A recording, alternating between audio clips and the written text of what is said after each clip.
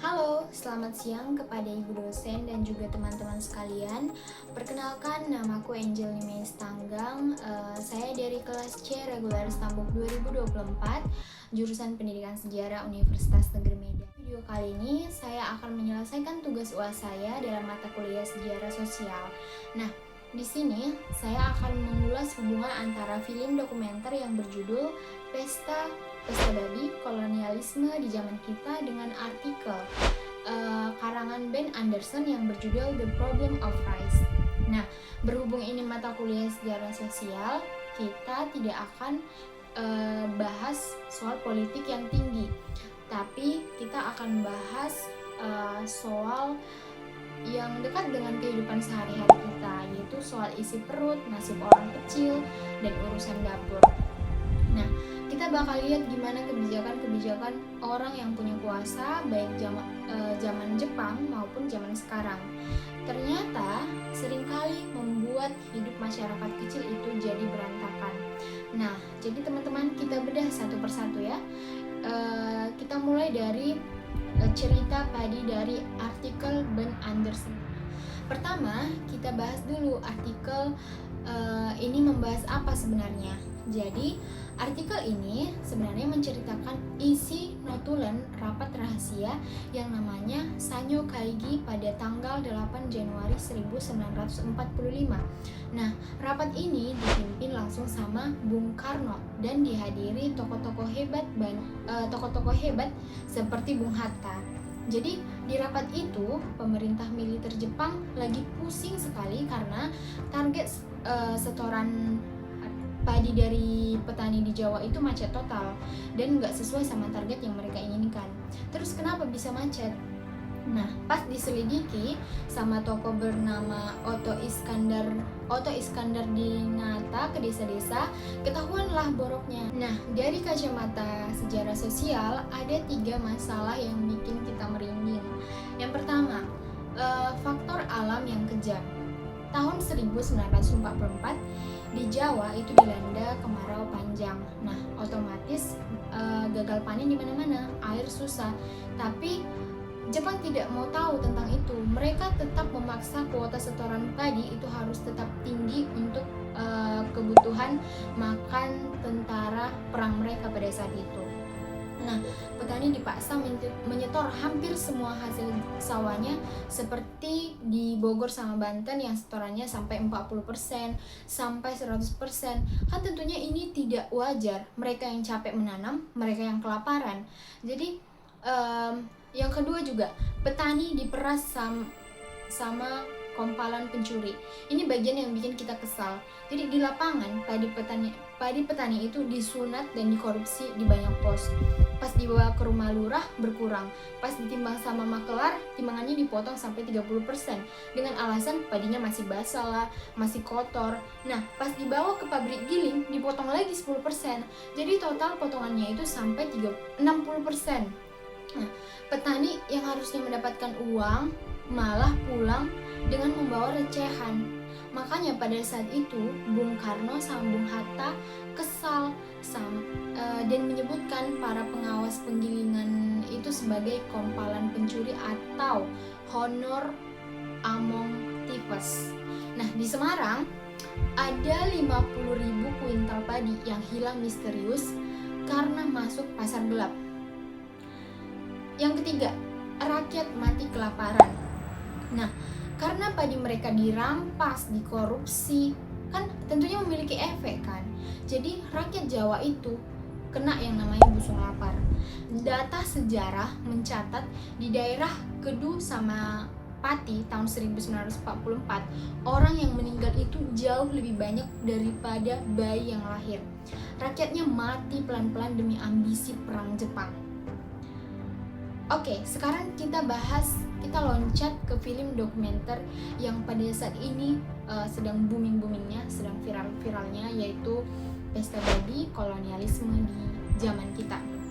Nah, kalau Kalau artikel Ben Anderson tadi ceritanya soal penderitaan petani Jawa di masa lampau gara-gara beras, di film dokumenter ini menceritakan soal penindasan model baru di zaman sekarang yang dialami oleh masyarakat adat ataupun masyarakat pedalaman di Papua. Nah, jadi tanah adat mereka itu dirampas atas nama pembangunan. Di film ini kita bisa lihat nih bagaimana masyarakat lokal itu kehilangan hutan ulayat mereka, tanah leluhur mereka.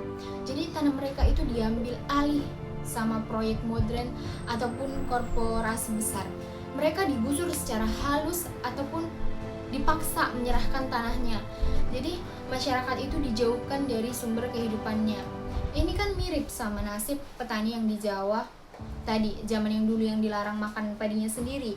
Jadi di film ini juga masyarakat adat itu diusir dan dibatasi dari hutan mereka sendiri.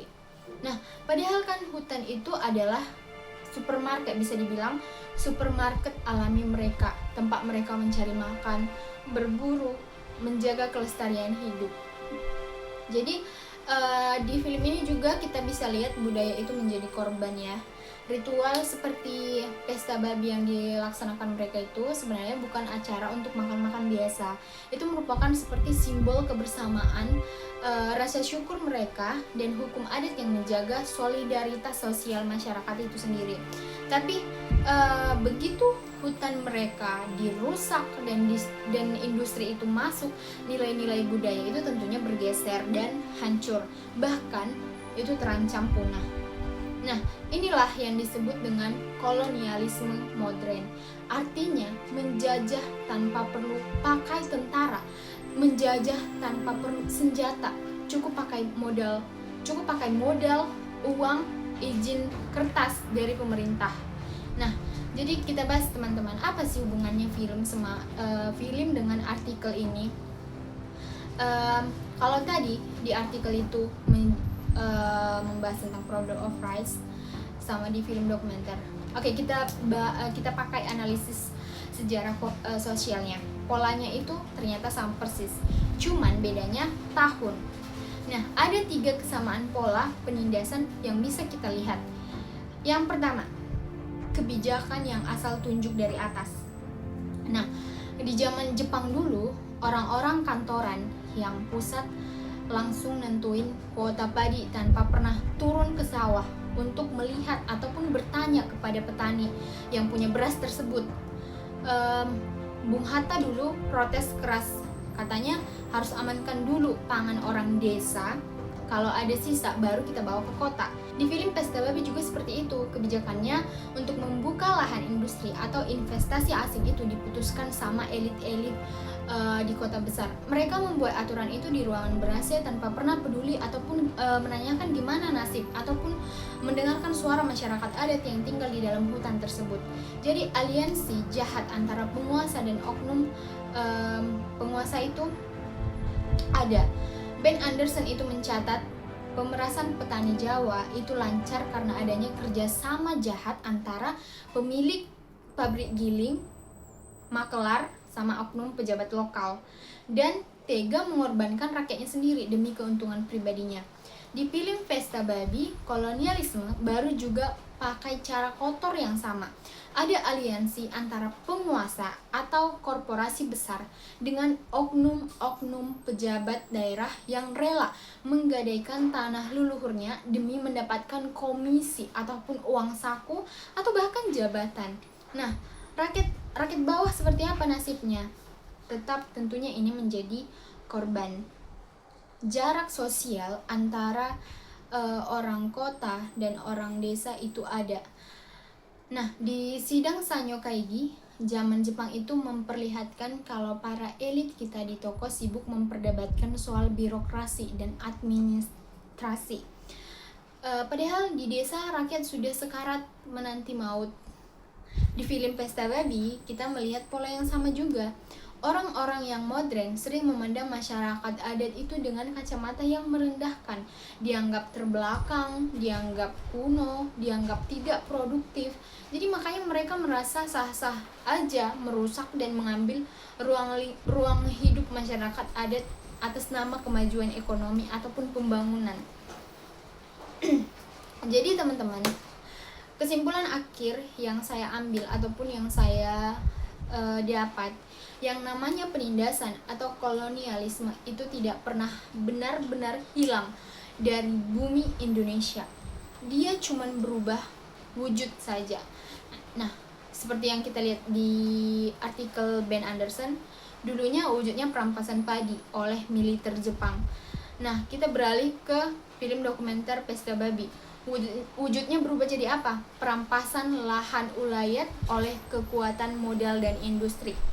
Jadi melalui tugas individu video ini, kita disadarkan bahwa sejarah itu bukan cuma soal menghafal tahun merdeka ataupun nama-nama jenderal. Sejarah sosial itu mengajarkan kita untuk melihat dari sudut pandang masyarakat bawah, melihat sudut pandang menjadi korban dari keserakahan sebuah sistem. Jadi tugas kita sebagai guru sejarah adalah menyuarakan penderitaan mereka agar kesalahan yang sama tidak menerus berlangsung diulang di masa depan. Oke, teman-teman. Sekian hasil pemaparan presentasi dari saya. Semoga penjelasan ini bermanfaat dan bisa menjadi koreksi kita bersama-sama. Terima kasih atas perhatiannya. Mohon maaf kalau ada salah. Saya ucapkan selamat siang.